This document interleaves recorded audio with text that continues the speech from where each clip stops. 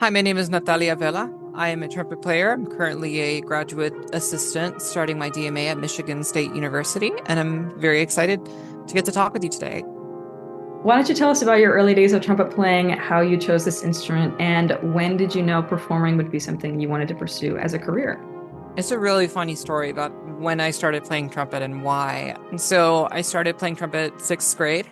A lot of my friends played in band, and I remember this because I was in class with a bunch of them, and every Friday, eighth period, all my friends would get to leave and go to band so that they can do like the a pep rally or whatever. And I was like, dang it, I don't want to stay in English class. I want to go have fun. So I think it was like month two of like school or something, and I decided, you know what, I'm gonna go do band. I think I was really influenced by my father. My father played saxophone. I was just drawn to the trumpet just because I thought it looked cool. I thought it sounded cool. I almost played the French horn. I almost got roped into doing that, but I stuck around with trumpet. So I was in the Texas public education system. I did marching band in high school. I got to compete at BOA and do all that big bando commando stuff. And at the end of my time in high school, I found that I really enjoyed what I did. I really enjoyed making music. I really enjoyed the sense of community that doing band afforded me. And I wanted to go into teaching public school. So I went and I got a music education degree from Texas State University. I studied with Dr. Keith Winking, who just recently retired. And even though I was gearing up to apply for a band director job in Texas, my teacher encouraged me to just try and see what you can do, see if I can land an assistantship somewhere to get my master's degree. And well, the way everything panned out, I'm now at Michigan State and I'm getting a second degree from Michigan State. And I'm really having a lot of fun doing this whole performance stuff. It's interesting to see the overlap with my previous degree. And I'm always learning new things. It sounds like you've been doing a lot of auditions recently, or at least you've had some experience with the audition process and found some success, which is very good. Congratulations. Um, Thanks. but I was wondering if you could walk us through your audition preparation and specifically what you do in those days or weeks leading up to an audition to find the most success on stage. So, because I had a degree in music education, my teacher was very focused on getting me to be able to just play the trumpet. We did a lot of fundamentals, fundamentals like day in, day out, a lot of transposition studies, a lot of scales, arpeggios. I remember he wouldn't let me touch a Charlier until I finished all 14 characteristic studies, which is a little extreme, but I'm very thankful for that experience. His whole philosophy centered around fundamentals because he believed that anything else he would assign me is going to be harder than excerpts. So whenever I do get around to performing excerpts, it'll be really easy. And so I kind of was thrown into the deep end of the pool when I started my master's degree. I took like an audition like the first 2 weeks of my master's degree. I took the Lansing Symphony less second and third trumpet. I did pretty well and I advanced to the final round, I believe. So I bring that up because my trajectory is not really what someone else's would be, if that makes sense. But to prepare, I would say just make sure that your fundamentals are covered. A lot of the skills that you will employ in orchestral music and in music in general really stem from having a core fundamental base. So making sure you're doing your arbans and whatever, playing your etudes, arpeggios, scales, transposing as well. I highly recommend that you feed your mind, right? You have to feed your musical palette by listening. I never was really big into orchestral music whenever I first started out. As I mentioned, I have a lot of experience doing band. And so I was completely in the dark when it came to orchestra stuff. It took a while for me to get comfortable with the style and the sound because it is different. I know people are like, oh, go to Spotify, go to streaming service, but I actually found a lot of success going to Discogs, which is a website where you can buy and sell music, but it's also a catalog for all the different commercial recordings that are out there. So people's perception of music comes from what has been put out there for sale. There's also this really funny guy on the internet. His name is he's classical music reviews or something like that. He's got like rankings of the top recordings, and I've used that as a really good jumping off point because he talks about why he likes specific recordings of specific works. So definitely a lot of listening. What we're doing as musicians whenever we take an audition, it's intense. The audition process, and it's this is no secret. Everyone knows this. It kind of sucks. It's a lot of pressure, and it's a very odd way that we do things here. So I recommend that you take care of yourself. Really emphasize getting enough sleep, having your food needs met, and practicing for performance, right? Often we think that preparing for something is just hours in and hours out. But if you look at the way like athletes train and other people who perform at a high level, it's not necessarily about how many hours you can spend playing Petrushka over and over.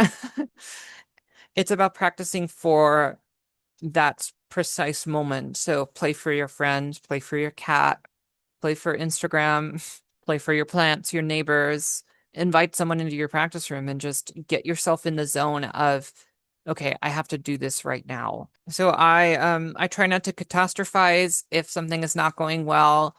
Chances are I'm just stressed and need to take a nap or something. I like to keep it simple, silly. Uh, the simpler the better because what goes into an excerpt? It's just a combination of scales, arpeggios, and a little bit of that flavor that you as a musician bring to it. So you always want to show your best self, who you are as a musician, who what you have to bring to the table. Don't try to be anyone else but yourself. And you will fail a lot. Take it from me. I failed so many times, but I like to believe that there is a space for everyone. I love especially how you mentioned not catastrophizing things when things start to go wrong or if you make one mistake. I think it's so common for us to get caught up in the mistakes and to let that trickle into avalanche of worry and doubt and more mistakes. Yeah. It's hard to stay focused, and if you can practice that skill, I mean, you have to. It's all skill-based stuff, right? Staying focused is part of that. Yeah. And I mean, I think a lot about what my professor, Dr. Keith Winking, would say. He would say trumpet playing is so easy that it's hard. And he was really big on just having a very relaxed approach to everything. He studied with Raymond Crisera. He has this analogy that I think about a lot. Sometimes like it can feel like you're a goat banging your head against a fence. It's like, oh, this fence, I can't get through this fence. But then you take a step back and the fence is this wide. Well, speaking of your journey through the audition process and being someone who has both failed and found success in that stressful environment, what advice do you have for brass musicians who hope to find success in an audition or to win a position in an orchestra? I should say that I have one audition, but I don't have a contract to play anywhere currently. It's just the way it panned out. I would say that in the face of failures, you should just keep fishing, keep taking them. Be confident in your identity as a musician. You don't have to be anyone else but yourself. There's a space for everyone out there. And I don't think that 2 minutes of your time for a jury that has never met you is indicative of your playing as a whole. I feel that a lot of players, and I'm definitely guilty of this, and I've struggled with this too. A lot of players get so wrapped up in tying their self-worth to their success in trumpet You have to do this for yourself and not for anyone else.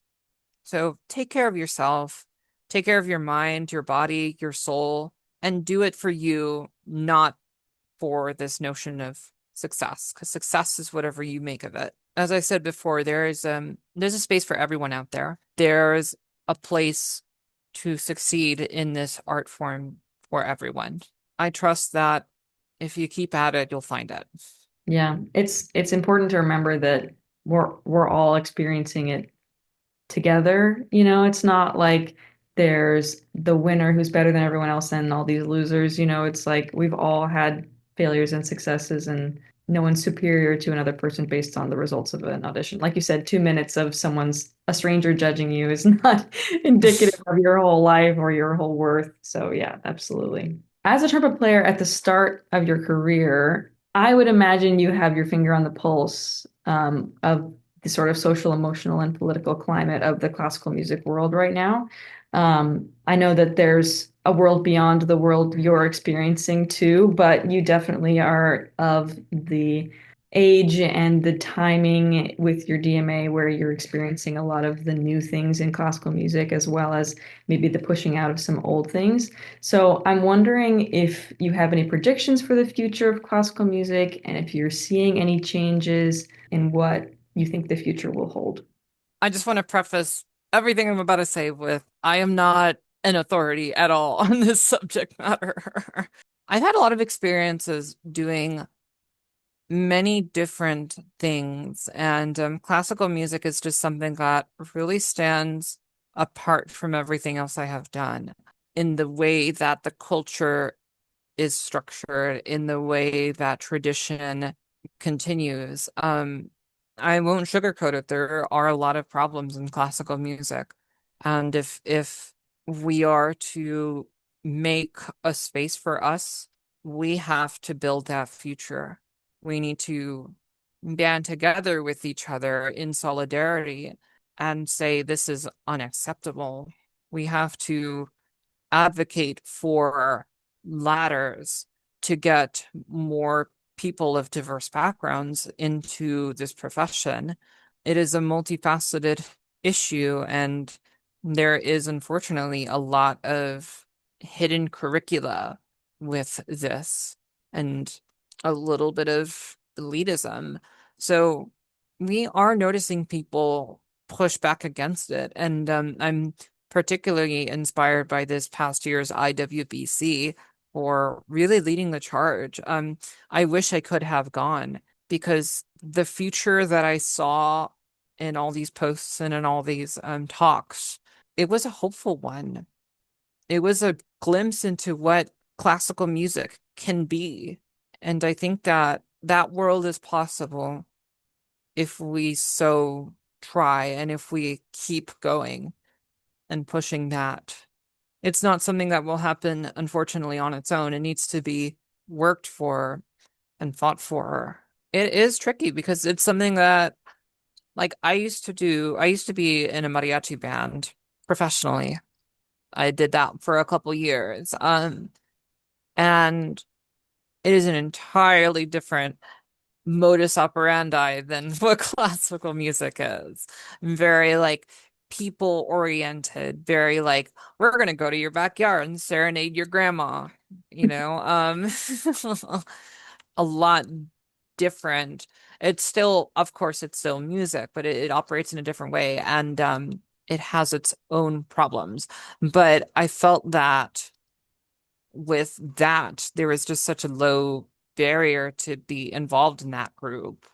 And I felt it was a bit more easy to pick up on the different nuances of it all versus something like classical music where there's all this history and all this repertoire and performance practice, and you just never know if someone is going to jive with what you know or not.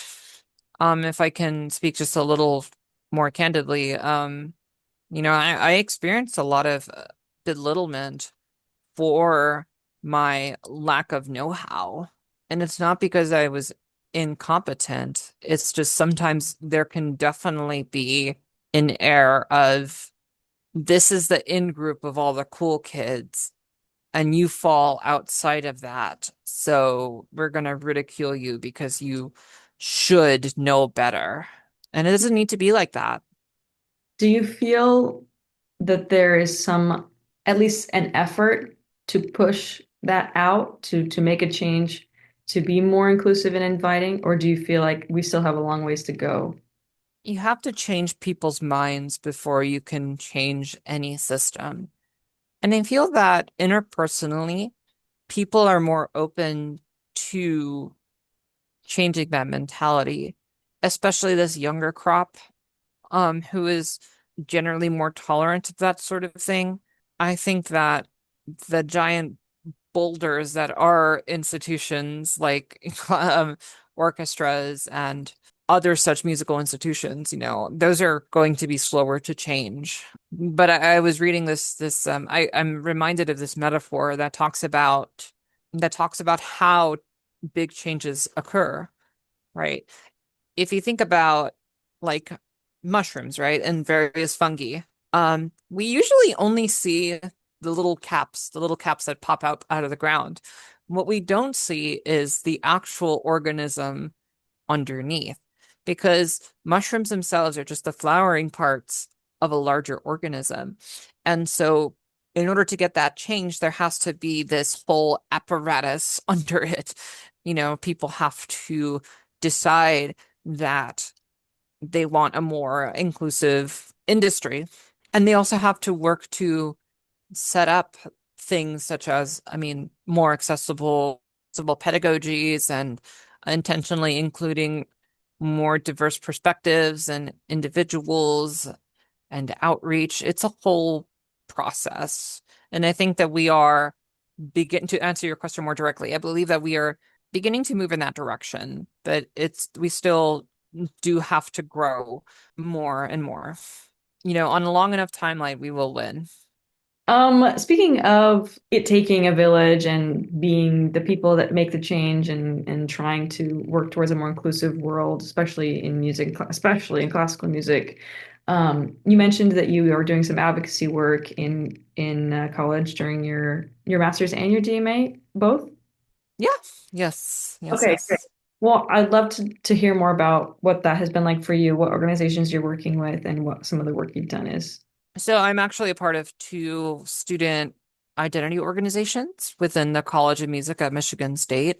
Um, the first one I was a part of is Color Me Music, which is an organization for musicians of color and their allies.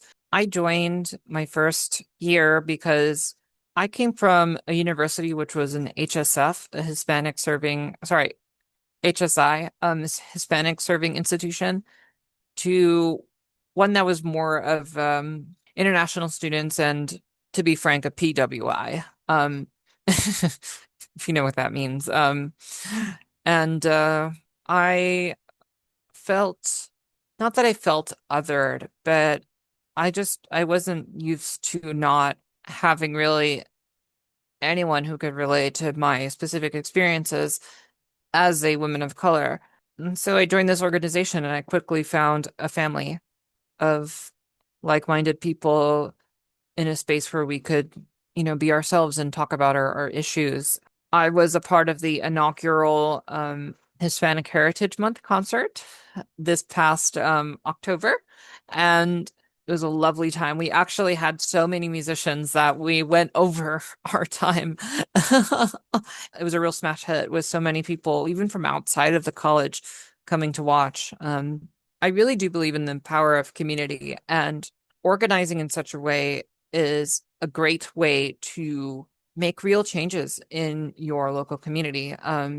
Color Me Music, before I got there, was responsible for petitioning the deans of the College of Music to have more diverse composers and repertoire in the actual curriculum. In addition, I'm actually I would say I'm not the president, but just the main person in charge of Pride in Music, which is a similar organization for LGBTQ musicians and their allies. This program is a bit newer, and it has a very similar goal to Color Me Music, in the sense that it's a space for people who identify similarly to come together and foster a sense of community.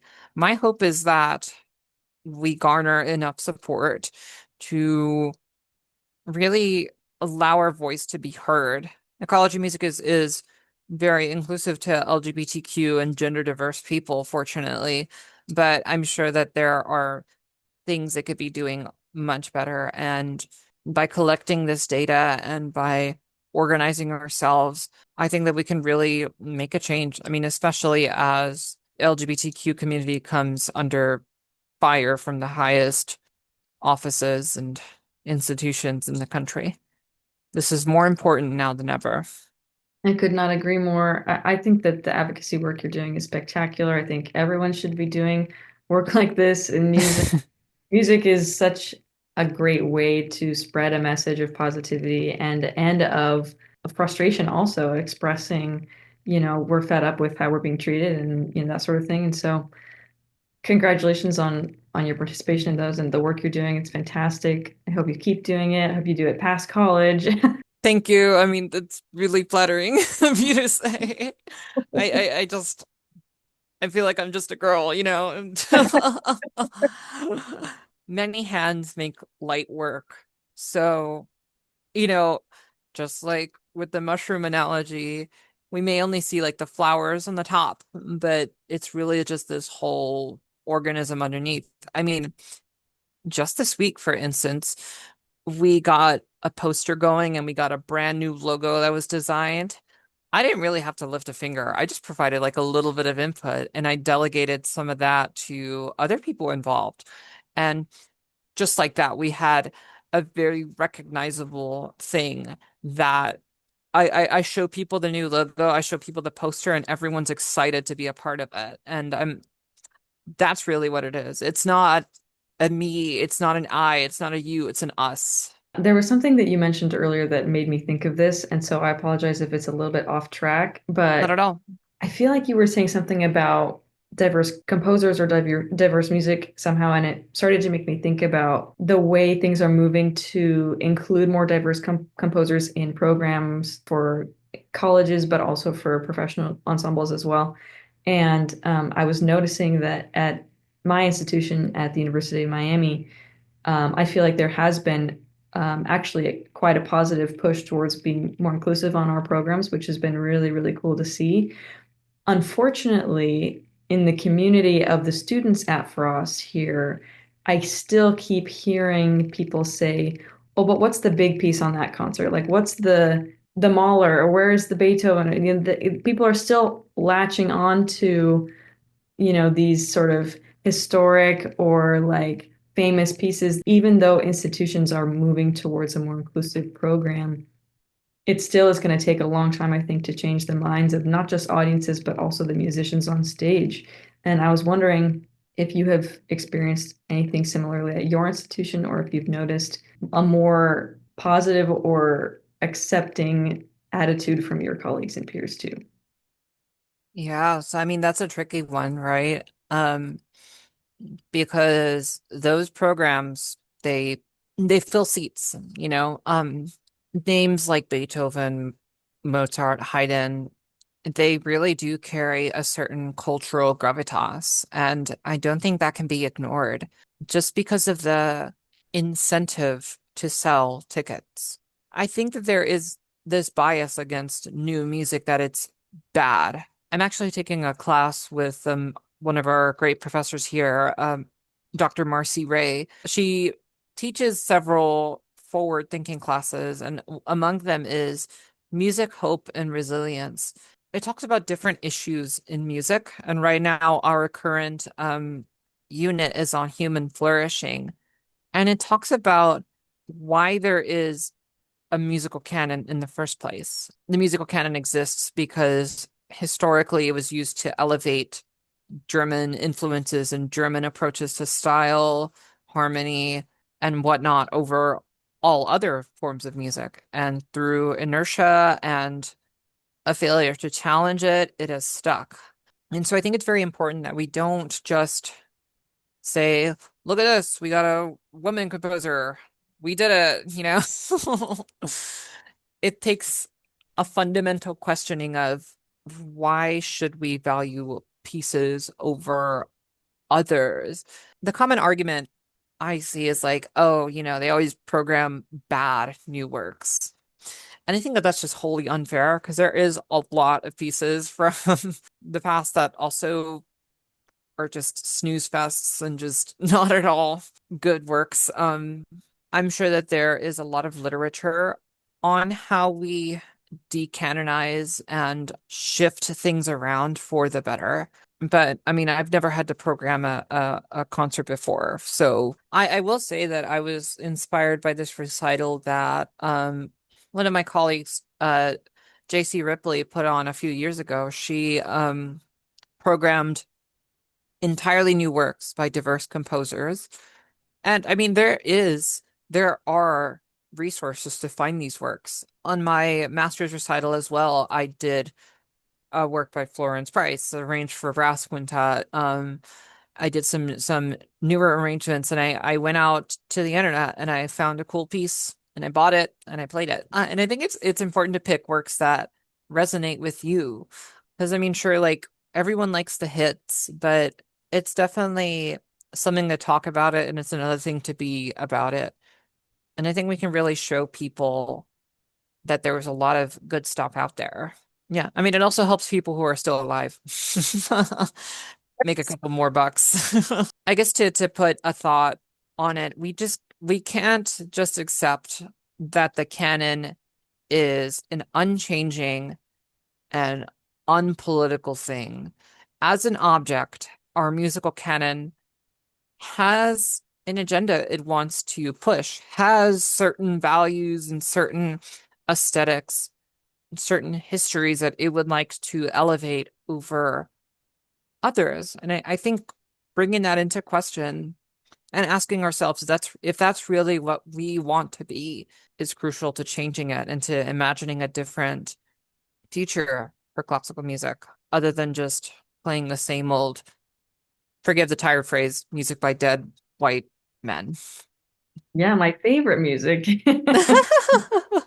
Sort of returning to our topic of advocacy in your work in that area, I'm wondering if you have any advice for brass players who may feel underrepresented or unwelcome today in the brass world that we've created. I just want to say that it's very easy to feel unwelcome in this musical world. You are not wrong for feeling that. I've had to learn how to trust my gut as I've taken more part in this world. And this is no disrespect to anything in particular. It's just if you go out there and if you see no one that looks like you, that does something. It makes you aware of your differences, especially when people, sometimes bring it up, or whenever your experience is boiled down to boiled down to your identity and flourishing despite your identity. Unfortunately, that is something that I've personally dealt with, and it's something that has been upsetting to have my entire history, my entire experiences as a human being reduced to just what I am. So you're not crazy for feeling left out. My advice to you would be to join up with like-minded people. There's this, I'm sure a lot of people know about the Facebook group for female, transgender, and non-binary musicians. It sometimes makes me very sad to read some of the anonymous posts on there, but I feel seen by the people there. And so you have to find your people because you can't go this alone, especially if you come from a marginalized background. You need community. You need people in your corner. And don't be afraid to make your own space.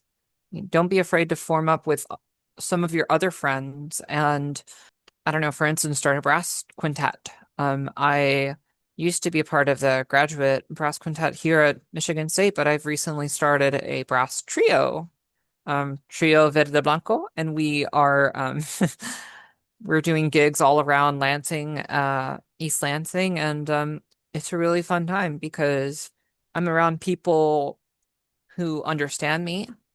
We can play music that we enjoy. We really are unburdened by a system that has not made space for us. You can make your own space. It shouldn't be your only option, I should say. Having people who are like-minded, being affirmed of your existence and your worth is so necessary sometimes. So, yeah. And I think that it's important to note that if you're in a place where you may be the only one where you feel so isolated in your identity and in your community, that the internet, with all of its flaws, has allowed us, thankfully, to sort of connect across borders. And so there's always people out there for you. You just have to find them. Yeah, yeah, definitely. I'm particularly struck by something that Marie Spezial told me. I got to meet her this summer. She was teaching at Festival Hill at Round Top Institute. Something she told me was just so profound. I mean, obviously she's a legend and she's just the sweetest lady on the planet. I love her so much. She said that, it's incredible that you both are here. But I mean, I also counted this many wins who were women. And, in my day, there weren't even that many in the whole orchestra. So to see this progress and to see this change is really special, is what she told me. From our sectional rehearsal to the dining hall, it was a bit of a walk. And I mean, Festival Hill is in the middle of Texas, so it's like really hot. Um, so she gave me and this other woman a ride to the dining hall once. And we're like, yeah, we'll take a ride. And we were driving across the campus and she was just chit-chatting with us. And then she's like, oh, wait, was that a turtle? And so she stops the car, backs it up. She's like, oh, look at the turtle. Look at him over there. Oh, don't cross the road, buddy. And it was just a little beautiful little tortoise on the side of the road, just going under a fence. And I will remember that forever. What a sweet, sweet soul. My goodness. Definitely. I'm very lucky that I got to meet her. And I also just got so much better at trumpet too, learning from her. So it's rare you see such a great person and amazing pedagogue in all in one. You have a lot on your plate at the moment, grad school, teaching, performing, and I'm sure many, many more things. But how do you balance everything? How do you keep yourself sane? How do you feed yourself? You wouldn't think that like getting 8 hours of sleep is radical, but it kind of is. I try to remember that I'm human and try to remember my limitations. You know, we're all human, and I try to treat myself like I would treat a friend. I try to be my own parent, even if it means that I don't get to practice 3 hours, if I only do like two, but I get an extra bit of sleep and I prepare my food for the next day. I try to prioritize my own wellness first and foremost because can't be happy without it. Very, very important thing to do is prioritize yourself because music is good, but yourself is better. Yes, I agree. Okay, the most important question of all that we ask all of our interviewees, money and time aside, what is your dream project? This is like such, it's a tricky question. But I gave this question some thought, and I was thinking that if I had infinite resources, I would definitely love to start a community outreach school, a school that is designed to give people of a lower socioeconomic class access to quality music education, scholarships, funding, all these ladders to allow people to achieve their dreams. I consider myself very lucky to get to do what I do. I grew up in one of the poorest areas of the country, southernmost Texas, one of the least educated places in the whole country. And now I get to be a part of this musical world, and I'm getting my third degree. I knew a lot of people who had to stay home because they had to take care of their family. They had to be an extra income. And there were many people who would have loved to go further in their career. So to create a school or an organization that provides this access to underprivileged communities, I think that that would be amazing if I had infinite time, money, resources. But, a rising tide lifts all ships. I think that that really is what would be the best. It would enrich the local community. It would give access to things that students deserve, and it would hopefully be a positive force for classical music. Now that you've announced it to the universe, it's going to happen. And I'm so excited for the day it does because it's a beautiful project, very, very heartwarming. I know so many people who have similar backstories of very humble, just I shouldn't have gotten this opportunity. I'm so lucky. I didn't grow up in a place that would have allowed me to do this, and yet here I am. And so I love that there's people like you out there who are thinking of the next generation of kids just like you and how to provide them with those opportunities. So thank you for being, a voice in that. Does this mean I'm getting infinite money and time? Thank you. That's You really never sweet of know. you to say. It's true. Yeah. Thank you.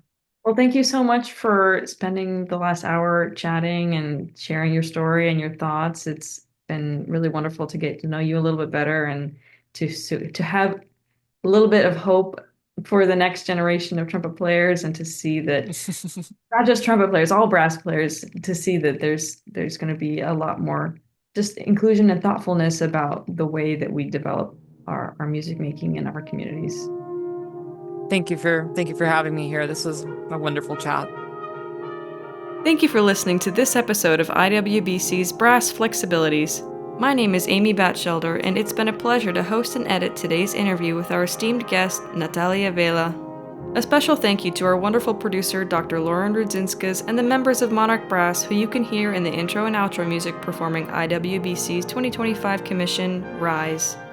To learn more about IWBC and how to get involved, please visit our website, myiwbc.org, or our social media pages. If you'd like to be featured on the podcast or know someone you'd like us to interview, you can reach out using the email info@myiwbc.org. You can stream this podcast on all major podcasting platforms, as well as our YouTube page and social media. You can support IWBC via donation, volunteering, or attending our holiday brass concerts in St. Louis, Missouri, and Baltimore, Maryland. See you in the next episode of Brass Flexibilities.